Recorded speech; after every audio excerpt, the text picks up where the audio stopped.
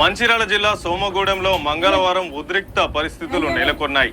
High court ఆదేశాల మేరకు ఇళ్లను కూల్చివేయడానికి వచ్చిన అధికారులను జేసీబీ యంత్రాన్ని బాధితులు అడ్డుకొని నిరసనకు దిగారు. సోమగూడెం ఆకెనపల్లి శివార్లోని సర్వే నెంబర్ 3/9లో ఉన్న 13 ఇళ్లను కూల్చివేసి 2.75 ఎకరాల భూమిని స్వాధీనం చేసుకోవాలని హైకోర్టు ఆదేశాలు జారీ చేసిన నేపథ్యంలో అధికారులు చర్యలకు దిగారు. అయితే తమ నివాసాలను కాపాడుకునేందుకు బాధితులు జేసీబీ ముందు ధర్నా నిర్వహించి పనులను అడ్డుకున్నారు.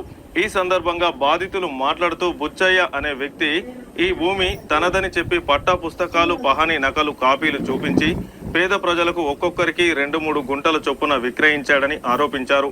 తాము 1982 నుంచి 1994 మధ్యకాలంలో ఇల్లు నిర్మించుకొని రిజిస్ట్రేషన్లు కూడా చేయించుకున్నామని తెలిపారు. గత 44 సంవత్సరాలుగా ఇక్కడే నివసిస్తున్నామని పేర్కొన్నారు.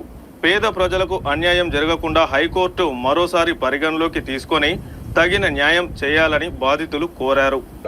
జడ్జి గారికి నమస్కరించి తెలియజేయనదేమనగా 1982లో సామల బుచ్చయ్య అనే వ్యక్తికి ఇక్కడ పౌదకం 3 ఎకరాల భూమి నాదే అని చెప్పి పట్టకాయలతో వాణి నగల్ కాపీలతో వచ్చి ఇక్కడ పేద ప్రజలందరికీ 2 గుంటలు 3 గుంటల చొప్పున అమ్ముకోవడం జరిగింది.